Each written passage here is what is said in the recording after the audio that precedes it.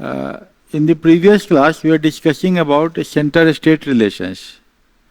We have discussed overall the overview of center-state relations, almost the overview. What is the center-state relations? What is its importance? Why center is predominant? क्यों इसका बहुत important role हो जाता है center का? These things we have discussed. थोड़ा हम fine tuning कर रहे हैं इसको, बिकॉज ये बड़ा इम्पोर्टेंट टॉपिक हो जाता है गवर्नेंस का.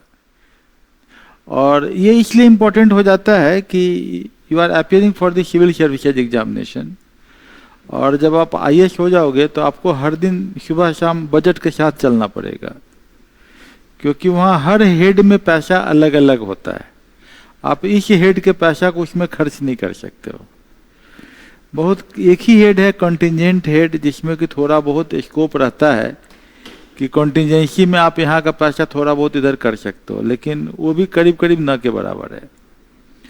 तो मतलब जो जिस हेड का पैसा है उसी हेड में आपको खर्च करना है. जिस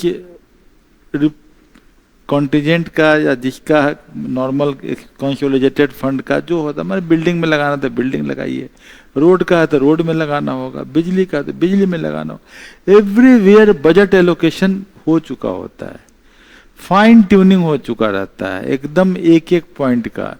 कि जैसे मान लिया कि आप कर ही नहीं सकते हो, सोलर अगर लगाना है लाइट, तो सोलर लाइट का पैसा वही रहेगा, स्पेसिफिकली उसी मोड के लिए रहेगा.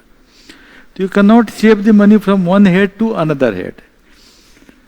वो करने के लिए फिर आपको एप्रोप्रिएशन करवाना पड़ता है ऊपर से. Even you are DM you can not do, है ना. तो that's why budget is very important. Budget के पीछे पूरी मशीनरी काम करती है. मिनिस्ट्री ऑफ फाइनेंस से गाइड होता है, लेकिन पूरी मशीनरी काम करती है. और सेंटर से ही मेनली बजट आना है. पैसे तो ज़्यादातर किसके पास है? सेंटर के पास. स्टेट अपना कुछ पैसा बढ़ा सकता है, थोड़ा बहुत बढ़ा सकता है, रिसोर्सेज बढ़ा सकता है. बिहार वगैरह में तो रिसोर्स बढ़ा ही नहीं रहे. तो when you appear for the interview, आपसे क्वेश्चन ऐसा पूछा जाता है कि कैसे अपने रिसोर्स को बढ़ाओगे, what are the ways and means. Maharashtra इतना आगे क्यों है? इंडस्ट्रीज वहाँ पर है, टैक्स वहाँ बहुत कलेक्शन हो जाता है, यहाँ पर नहीं है. लाइफ स्टाइल वहाँ का पर कैपिटा इनकम बढ़ा हुआ है, तो लोग खर्च ज़्यादा करते हैं. खर्च ज़्यादा करते हैं तो क्वाइट नेचुरल लाइफ स्टाइल का टैक्स जो है सो आ जाता है, अच्छा आ जाता है. तो यहाँ पर आपको ये सेंटर स्टेट रिलेशंस बहुत इंपॉर्टेंट हो जाता है, because we are depending on the centre. Bihar में खासकर कोई भी प्रोग्राम को एग्जीक्यूट करने के लिए. तो फिनेंशियल रिलेशंस जो है, एलोकेशन एंड टैक्स डिस्ट्रीब्यूशन, ये फिनेंशियल, ये 268 to 293 के बीच में ये फिनेंशियल रिलेशंस आता है. अब आर्टिकल 280 जो है, ये आपको हमेशा पढ़ना भी पड़ जाता है. ये चैप्टर कितनी बार इसके बहुत सारे पोर्शन को इकोनॉमिक्स में पढ़ना पड़ जाता है. और हमारा क्या है, इकोनॉमिक्स नहीं है, इकोनॉमी है. क्या होता है? इकोनॉमी. कैसे इकोनॉमी वर्क करता है. इकोनॉमिक्स होगा तो सप्लाई डिमांड थ्योरी प्रिंसिपल, इस पे काम होगा. Economy means how the government functions, how the economy moves. और न्यूज़पेपर भी बड़ा इंपॉर्टेंट होता है इकोनॉमी के कॉन्टेक्स्ट में. तो ये जो पोर्शन है ज़्यादातर न्यूज़पेपर और इकोनॉमी से भी लिंक रहता है, जहाँ से हम बात अभी करने जा रहे हैं.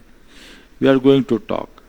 नॉर्मली आता ही है इसी तरीके से कि भाई ये फिनेंशियल एलोकेशन जो है, टैक्स का जो डिस्ट्रीब्यूशन है, तो पहली बात कौन टैक्स कौन कलेक्ट करेगा. तो सेंटर के पास टैक्स कलेक्शन के ज़्यादा स्कोप है. आउट ऑफ दो सब्जेक्ट्स 93 सब्जेक्ट्स, उसमें टैक्स कलेक्शन सेंटर ज़्यादा कर लेता है. तो पार्लियामेंट के पास exclusive power to levy taxes, इनके 13 सब्जेक्ट्स हो जाते हैं. तो ज़्यादा वॉल्यूम ऑफ द टैक्स किसके पास जाता है? पार्लियामेंट के पास. ठीक है ना. ज़्यादा पैसे वाला टैक्स कहाँ जाता है? पार्लियामेंट के पास. स्टेट के पास लिस्ट तो है, थोड़ा ज़्यादा है, लेकिन स्टेट के पास टैक्स का वॉल्यूम थोड़ा कम आता है, स्पेशली बिहार के कॉन्टेक्स्ट में. कंकरेंट जुरिस्डिक्शन में कोई ऐसा है नहीं, क्योंकि ओवरलैपिंग हो जाएगा, हटा दिया गया है इस तरह. फिर भी 101st अमेंडमेंट एक्ट जो 2016 का made a special exception inserting article 246A which confers concurrent power upon both parliament and state legislature to make laws governing goods and service tax. इस लाइन से क्वेश्चन पूछा जा सकता है क्योंकि एक्सेप्शन क्लॉज है। हम state list, concurrent list, central list, concurrent में एक्सेस नहीं है, लेकिन 101st कॉन्स्टिट्यूशनल अमेंडमेंट एक्ट जो आया ये पूछा हुआ क्वेश्चन है आईएएस का, क्योंकि जब जीएसटी आया था that is the 101st constitutional amendment act. GST है ना कि हर सामान जो भी आप खरीदते हैं, ये पेन भी हम खरीदेंगे इस पे जीएसटी जा रहा है। ये जो जीएसटी का पैसा जा रहा है उस पैसे से का डिस्ट्रीब्यूशन करते हैं वो लोग सेंटर में और स्टेट में। यही 101st कॉन्स्टिट्यूशनल अमेंडमेंट एक्ट की बात कर रहा है कि 246A आर्टिकल लगा दिया इसके अंदर में, ठीक है ना, ताकि जो है पार्लियामेंट और स्टेट मिलके इसके ऊपर में टैक्स का डिस्ट्रीब्यूशन कर सकते हैं। आप जो बोलते हैं कि टैक्स के पैसे से ही देश चलता है, एडमिनिस्ट्रेशन चलता है, रोड बनता है, सब बनता है, हाउ? ये गरीब आदमी टैक्स देता है कि नहीं देता है? देता है कि नहीं देता है? कहाँ देता है, कैसे देता है? ये गरीब आदमी टैक्स कैसे देता है, हाउ? बिल्कुल, कोई भी सामान खरीदेगा वो उसमें टैक्स होता है। वो टैक्स जो है उसे पैसा जाता है टैक्स में नहीं, क्योंकि आपको क्या करते हैं अभी आजकल टैक्स की चोरी करना करीब करीब बंद हो गया है, क्योंकि जो सामान फैक्ट्री से या कहीं से आता है वो जिस गाड़ी से पार करता है, मान लिया पटना से हाजीपुर आ रहा है तो कौन जिस भी रूट से पार करेगा ई वे बिल लगाना पड़ेगा। क्या लगाना पड़ेगा? ई वे बिल। ई वे बिल बिना लगाए अगर गाड़ी पर कोई सामान जा रहा है तो गाड़ी को रोक कर चेक करती है पुलिस, ई वे बिल कहाँ है। तो ई वे बिल जो है इलेक्ट्रॉनिक जनरेटेड बिल होता है, अगर जहाँ रुक गया वहीं पर उसको ई वे बिल कटवाना पड़ता है, नहीं तो गाड़ी को जो जहाँ से निकला है वहाँ से ई वे बिल लेना पड़ता है, या नहीं तो परमिट लेना पड़ता है कि हाउस होल्ड आर्टिकल से शिफ्ट कर रहे हैं घर को, उसके लिए भी नहीं तो हाउस होल्ड आर्टिकल देखना पड़ता है कहीं पैकिंग तो नहीं है, नया तो नहीं है। तो ऐसा पावर पुलिस को है, टैक्स वालों को है, जीएसटी वालों को है। तो क्या होता है कि दुकान में आप बिना टैक्स जाए तो ई वे बिल में टैक्स कट चुका होता है, अब फिर जो आप कटवाते हो तो उसका इनवॉइस बन जाता है, उसका बिल बन जाता है। That is the main point. तो ये आर्टिकल जोड़ा गया गुड्स एंड सर्विस टैक्स में। Residuary power to impose tax not enumerated in any of the three list, जो कहीं भी नहीं कोई टैक्स की बात होगी तो पार्लियामेंट उस पर रूल बनाएगा, जैसे gift tax, wealth tax, expenditure tax, ये सब कौन बनाएगा? Parliament. Constitutional restriction on taxing power of states, तो कॉन्स्टिट्यूशन के द्वारा रिस्ट्रिक्शंस है, स्टेट को पावर कम कराया गया है कि आप सब जगह बहुत ज्यादा बिना मतलब का टैक्स नहीं लगा सकते। अब मान लिया कि हाजीपुर है या पटना है, बहुत सारे सेंट्रल गवर्नमेंट एम्प्लॉय यहाँ काम करते हैं। स्टेट कभी कभी कोशिश करती है कि भाई ये लोग भी तो यहीं रहते हैं, इनके सैलरी के ऊपर में टैक्स लगा दो, दे आर अर्निंग। क्या करना है, इनके सैलरी पे स्टेट गवर्नमेंट टैक्स लगाना चाहती है, that is known as professional tax. तो रोक देता है कितनी बार सेंटर कि नहीं लगा सकते, क्योंकि तो ये जो है आपका टैक्सेशन का है। But total amount payable by, लेकिन जो है लेकिन कितना भी होगा, अगर लगा भी देता है स्टेट कि नहीं लगाना ही है तो 2500 रुपया पर एनम से ज्यादा नहीं होना चाहिए, समझ गए, मतलब न के बराबर। सेल टैक्स रिस्ट्रिक्शन, वैसे इलेक्ट्रिसिटी का रिस्ट्रिक्शन है, वाटर चार्ज का रिस्ट्रिक्शन है, तो मतलब कि सेंटर स्टेट को पकड़े हुआ है हाथ कि तुम कितना कर सकते हो, कितना नहीं कर सकते हो। तो स्टेट किस पे डिपेंड रहेगा, उसको पैसे चाहिए किस पे डिपेंड रहेगा? सेंटर पे। डिस्ट्रीब्यूशन ऑफ टैक्स रेवेन्यूज, ये 101st कॉन्स्टिट्यूशनल अमेंडमेंट एक क्वेश्चन था, एक बार पूछा था कि इसी क्वेश्चन को आप करीब 200 वर्ड्स में लिखने को दे दिया था। इसीलिए हम इस क्वेश्चन को बढ़ा दिए हैं, नहीं बड़ा करके बता रहे हैं। That revenue sharing 80th Amendment Act enacted to implement the recommendation of 10th Finance Commission. 10th Finance Commission का रिकमेंडेशन किया 80th Amendment Act, और इसमें क्या किया, अल्टरनेट स्कीम ऑफ डिवोल्यूशन की बात करता है। That major change by mandating that 29% of total income obtained from certain central taxes duty should go to the state. तो ये 10th फिनांस कमीशन का काम क्या है, फॉर्मूला बनाना। क्या काम है, फॉर्मूला। क्या फॉर्मूला बनाना कि सेंटर को कितना टैक्स जाएगा, स्टेट को कितना टैक्स जाएगा, किसका डिस्ट्रीब्यूशन ज्यादा होगा टैक्स का, जीएसटी का। जो जीएसटी हम लेते हैं, आपको जीएसटी का एक देखना, कोई दुकान से बिल उठाना, उसमें लिखेगा central sale tax, state sale tax लिखा रहता है, levy charges, surcharges, service charges लिखा रहता है ना। तो वो सर्विस चार्ज मतलब होटल का सर्विस चार्ज है, वो चार्जेज जो है होटल अपना ले रहा है। आपका लेवी चार्जेज, कोई सामान ऐसा है इसका लेवी चार्ज ले रहा होगा, समझ रहे हो ना।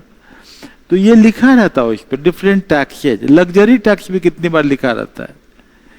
तो लग्जरी टैक्स जो है तो डिफरेंट टैक्स का डिस्ट्रीब्यूशन जो है उसके बारे में क्या कि जो भी टैक्स आएगा तो सिर्फ 29% स्टेट को जाएगा। किसने बोला, 10th फाइनेंशियल कमीशन ने बोला।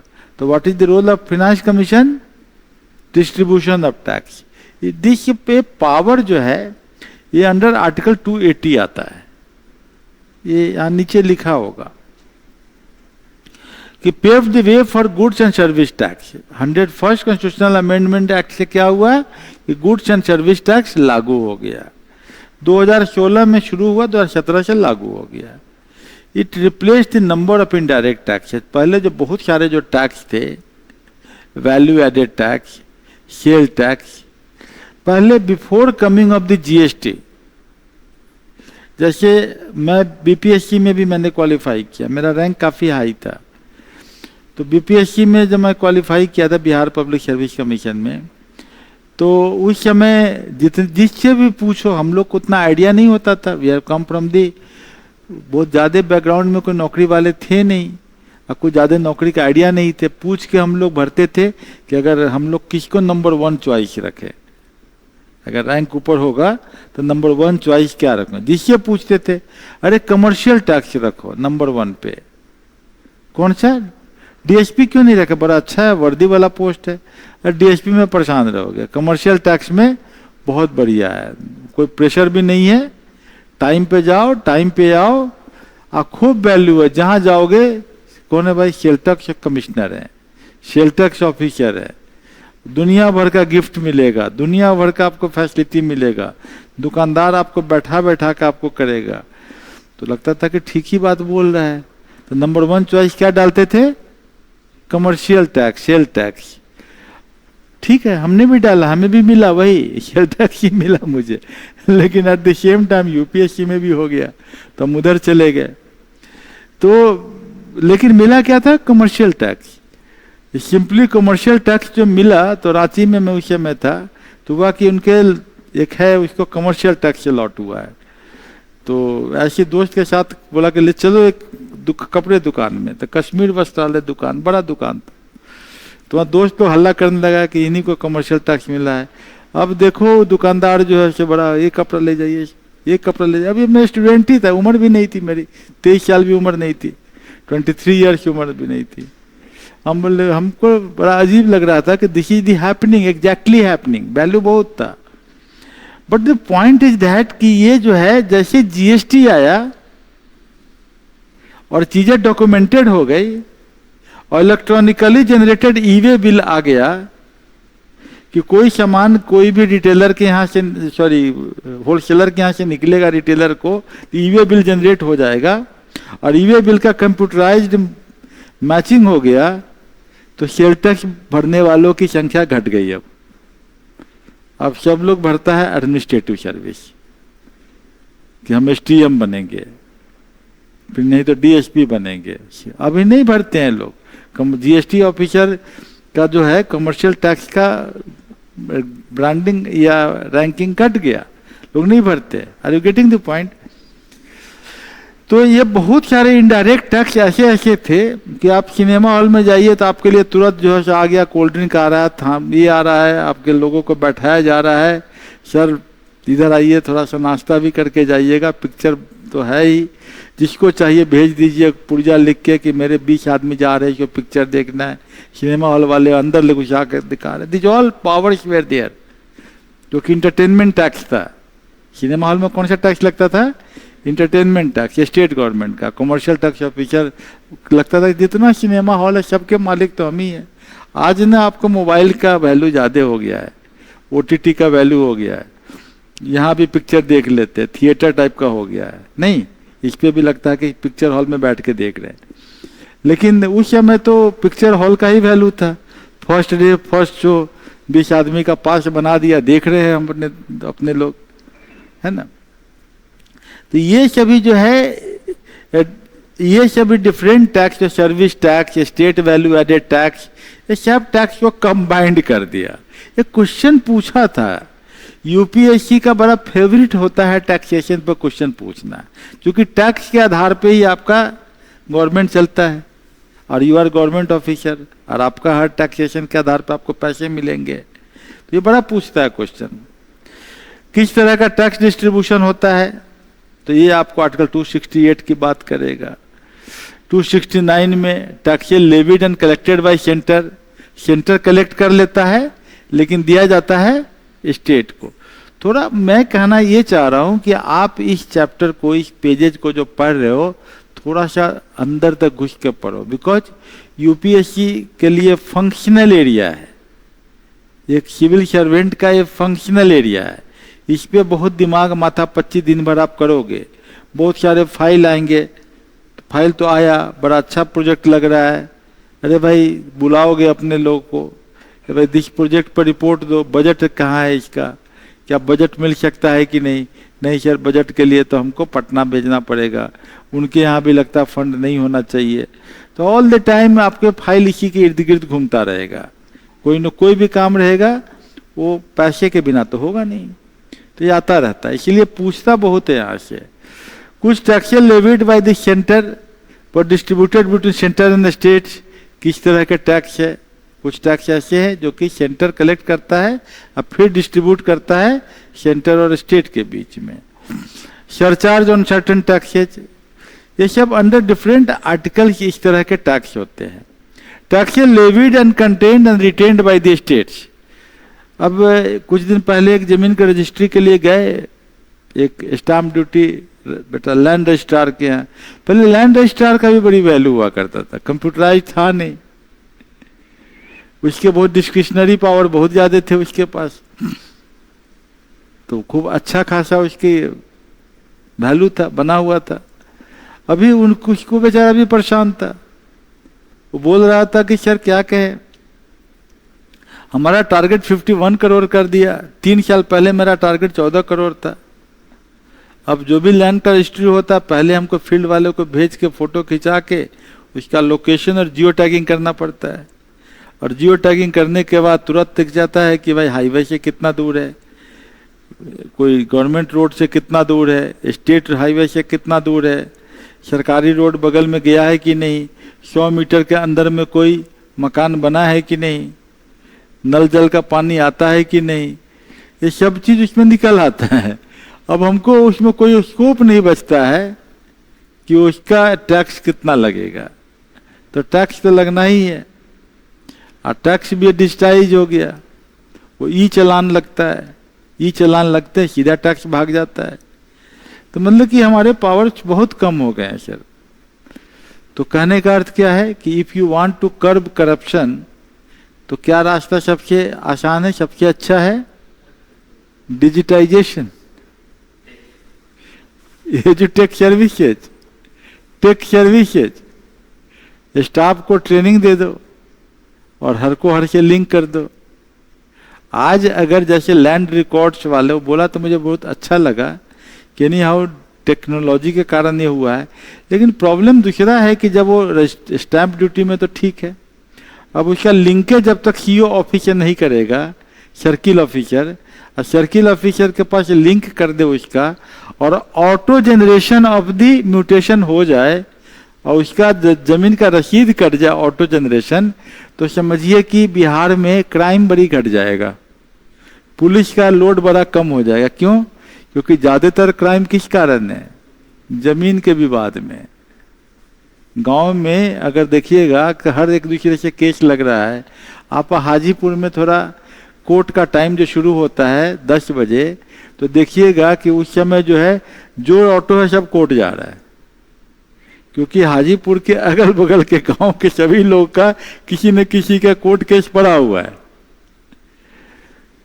करेक्ट? 72% पुलिस का लोड घट जाएगा, कोर्ट का लोड घट जाएगा। क्योंकि जमीन का विवाद होता है तो सिविल केस खाली नहीं होता है, आपस में मारपीट हो जाता है, उसके कारण क्रिमिनल केस हो जाता है, ये भी होता है। इसने उसको कहीं पिटवा दिया तो क्रिमिनल केस ज्यादा रह जाता है, उसमें सिविल केस कम होता है। लोगों को लगता है कि इसमें कहाँ जमीन का विवाद है। No, it is the criminal case arising out of land dispute.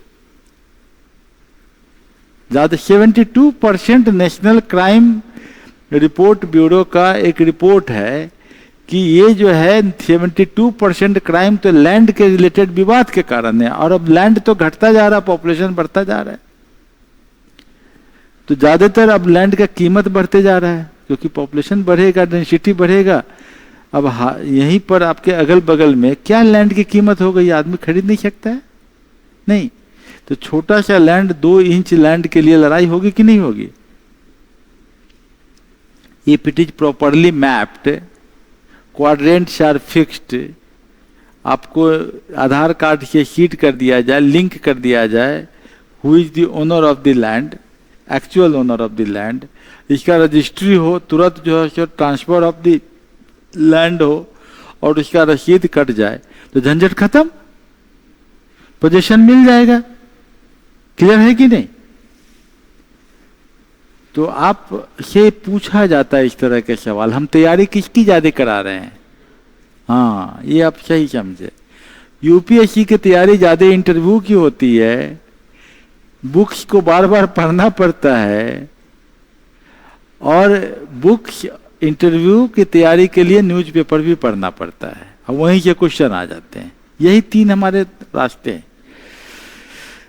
तो टैक्स ये जो levied and collected and retained by the state, तो स्टेट गवर्नमेंट क्या दिमाग लगाता है? लैंड रेवेन्यू पर बड़ा दिमाग लगाता है, नहीं लैंड रेवेन्यू पर, कि लैंड का टैक्स तुरंत एकदम ई चालान बना, पैसा आ गया। तुम देखोगे कि जब जेपी सेतु पर पुलिस एकाएक गाड़ी रोक देता, सब गाड़ी रोकिए, दिखाइए आपका मोटर व्हीकल एक्ट का, नहीं तो चालान काटेंगे। चालान का पैसा सीधे सीधे मिलता है कि नहीं?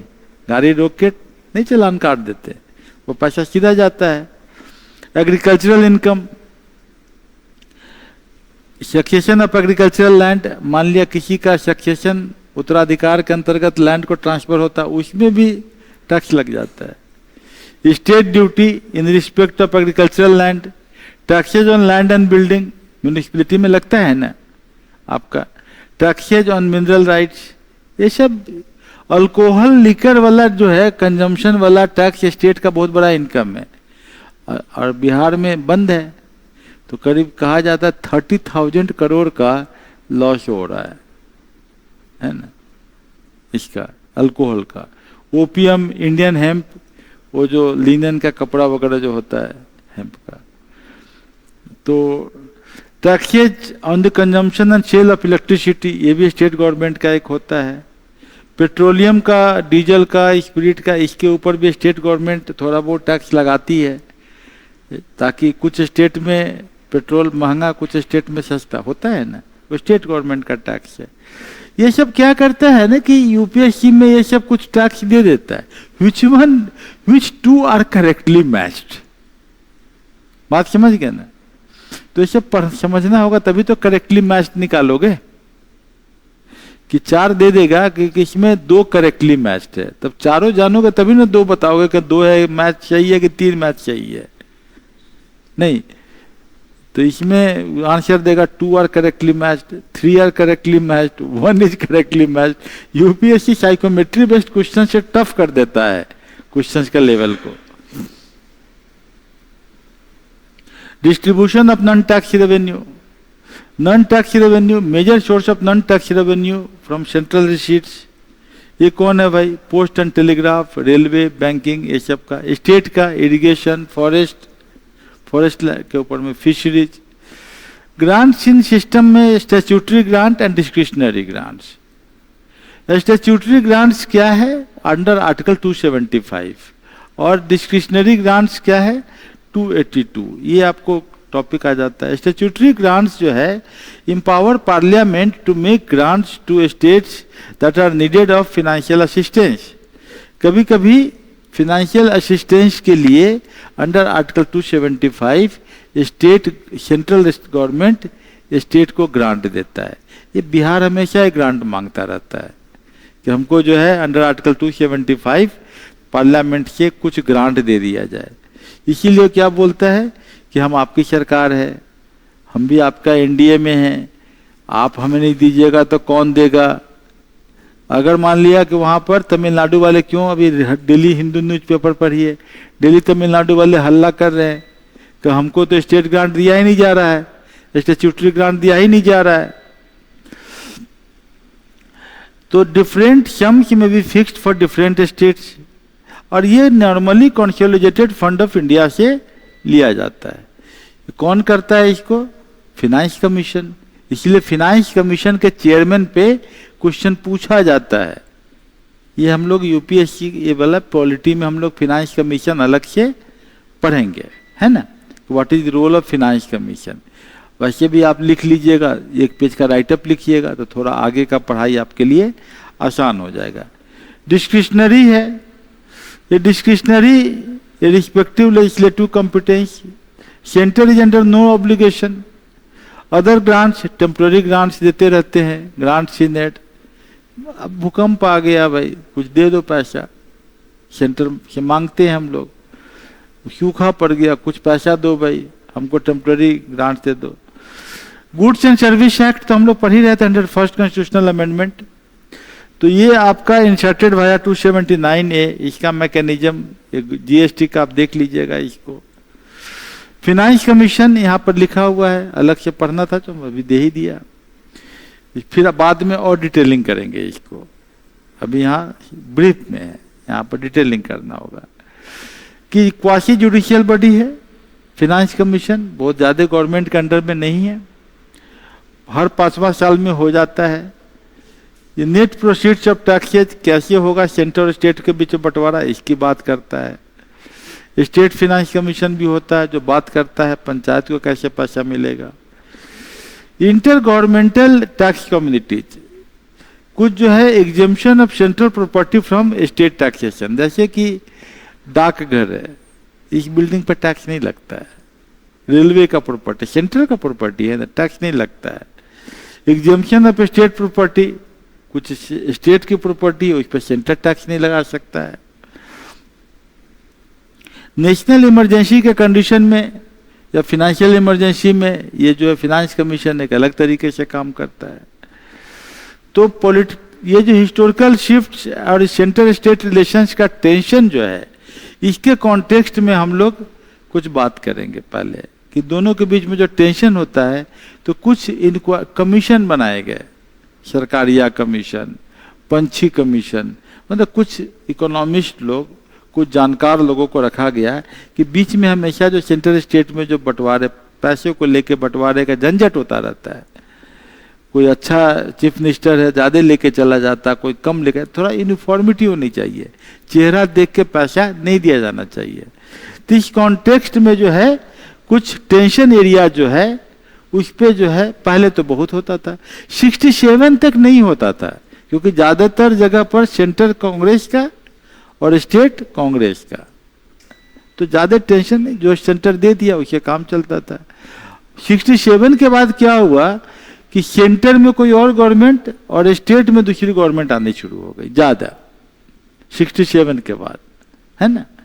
तो ये पोस्ट 67 जो सोशलिस्ट पार्टीज काफी सारी आ गई तो चेंज होना शुरू हुआ। जैसे 1977 में मोरारजी देसाई आ गए या एच.आर. बोम्मई आ गए, ये लोग जो आए तब हो गया।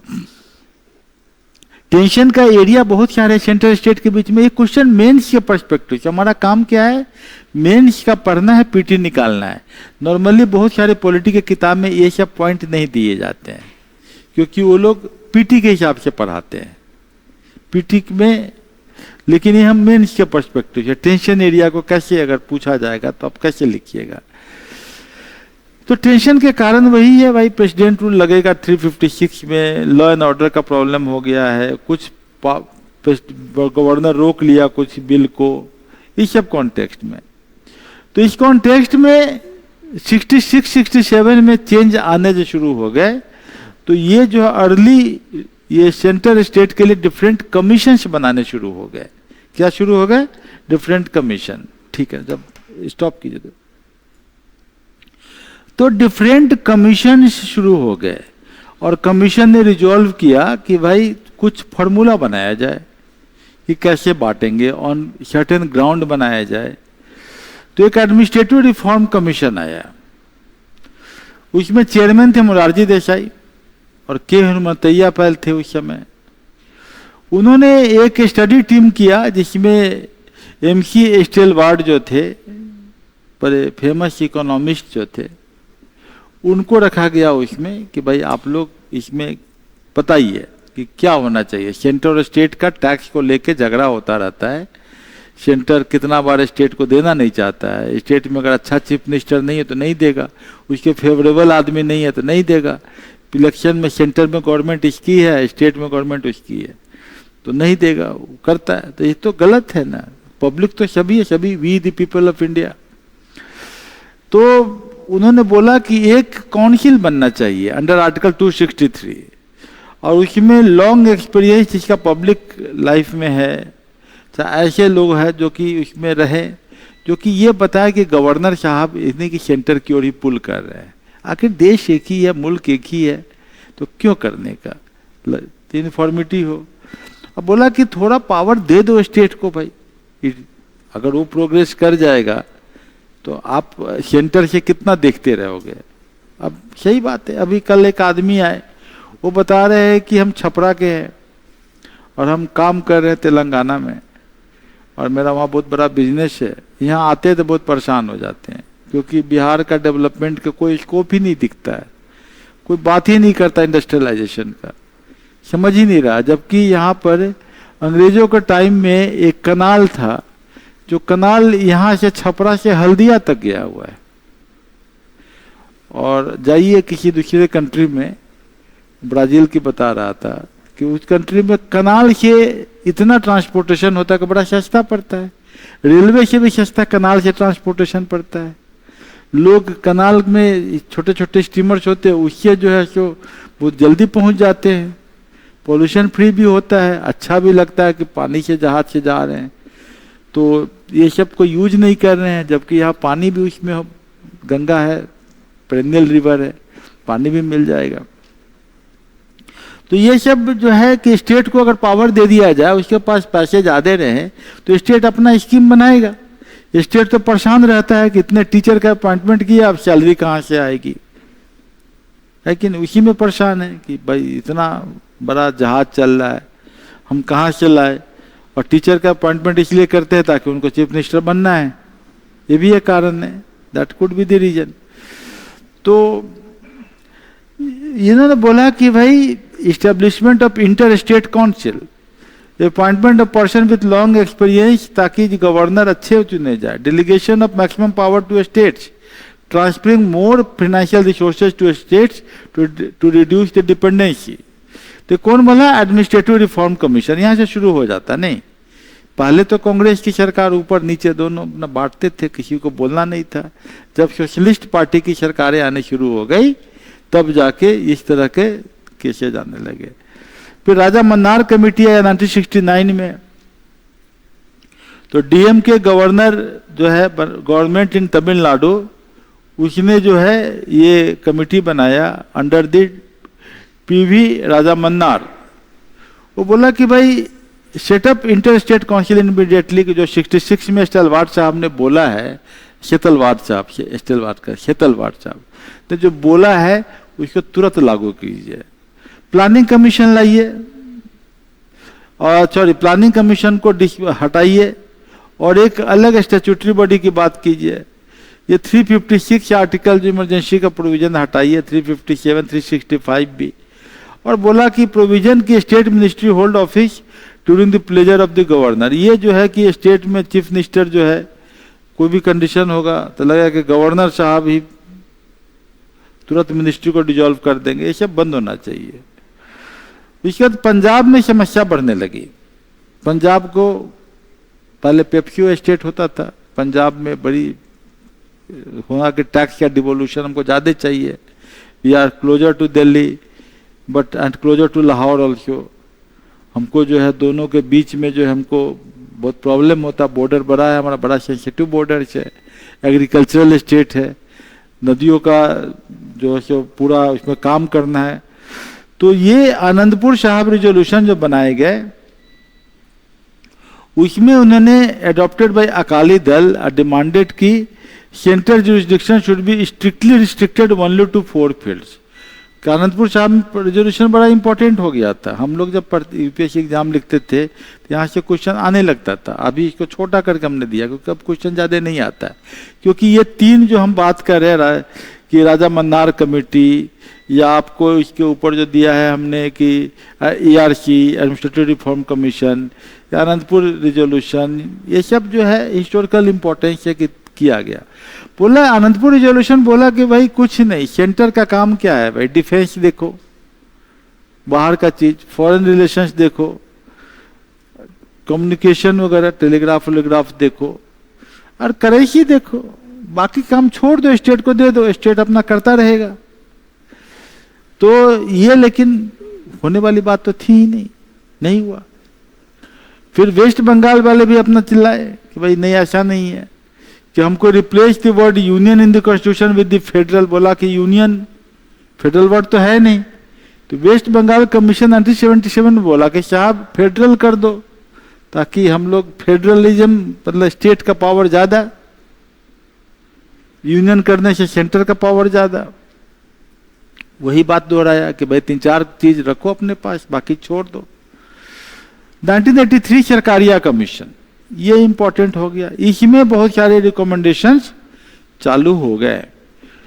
इसमें क्या किया, central government under the chairmanship of RS Sarkaria, BV Sivaraman, NSR Sen, इन लोगों ने बोला कि इंटर स्टेट काउंसिल को अंडर आर्टिकल 263 इनको इम्प्लीमेंट करवाने की बात किया और बाद में इम्प्लीमेंट हो भी गया 1990 में। आर्टिकल 356 गवर्नर का पावर नहीं रहना चाहिए, तुरंत इमरजेंसी लगा दो। पहले तो गवर्नर जब चाहता था चीफ मिनिस्टर को हटा दो, फिर कान पकड़ के उठा दिया, बैठा दिया और इसको बंद किया।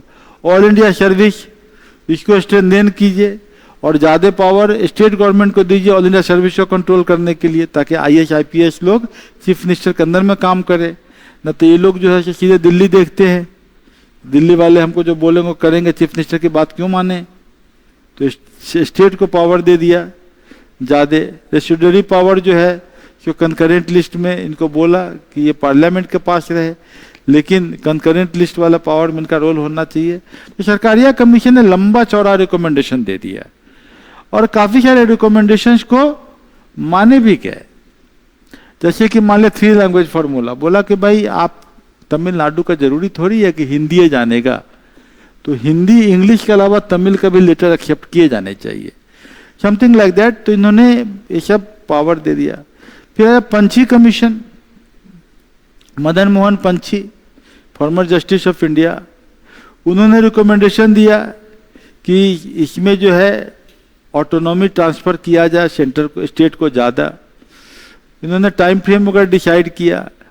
सरकारिया और पंछी कमीशन को मिला के फिर बाद में ज़्यादा किया गया कि गवर्नर का टेन्योर, इम्पीचमेंट की बात की गई कि कितना टाइम रहना चाहिए, डिस्क्रिशनरी पावर की बात किया गया और डिफरेंट डिफरेंट स्कीम डाला गया। So this way the commission और उसका जो है क्रिटिकल एप्रिसिएशन जो है पढ़ लीजिएगा। इसमें आपको दिखेगा कि कितना क्रिटिकल मैटर है centre state relations. Different commissions किस फ्रेमवर्क में काम करके कोशिश करता है कि थोड़ा ऑटोनॉमी ज़्यादा मिले स्टेट को, सेंटर को थोड़ा बोला जाए कि भाई इतना नहीं है, constitution giving otherwise favour to the centre. Centre powerful हो जाता अभी भी है, लेकिन बीच बीच में कमीशन बनाए जाते हैं, इसीलिए बार बार ये क्वेश्चन सब आता रहता है। सेंटर स्टेट रिलेशंस में डिफरेंट कमीशंस का क्वेश्चन आता, पूछेगा सरकारिया कमीशन के क्या गाइडलाइंस है, पंछी कमीशन को क्या गाइडलाइंस नए डाले गए, वेस्ट बंगाल ने क्या रिजोल्यूशन पास किया, आनंदपुर साहब रिजोल्यूशन क्या था, ये सब क्वेश्चन हिस्टोरिकल पर्सपेक्टिव में या ऐसे भी पूछे जाते हैं। तो ये आप इसको ध्यान से पढ़ लीजिएगा। तो हमें लगता है कि विद दिस वन ये सेंट्रल स्टेट रिलेशंस का बहुत डिटेल्ड हो चुका है, थोड़ा चैप्टर भी लंबा है, थोड़ा इत्मीनान से इसको पढ़िएगा अच्छे से, है ना। हम आपको टाइम दे देंगे 10 दिन का भी कि ताकि इसको ठीक से कीजिए, और 10वें दिन आपको हम पेज नंबर 200 तक का टेस्ट लेंगे, है ना। इंटर 24वां चैप्टर तक का टेस्ट लेंगे। और with this I think half of the polity will be over. आधा पॉलिटी आपका करीब करीब इंटर स्टेट रिलेशन जब पढ़ लेंगे तो आधी पॉलिटी आपकी खत्म हो चुकी रहेगी, ठीक है ना। ओके।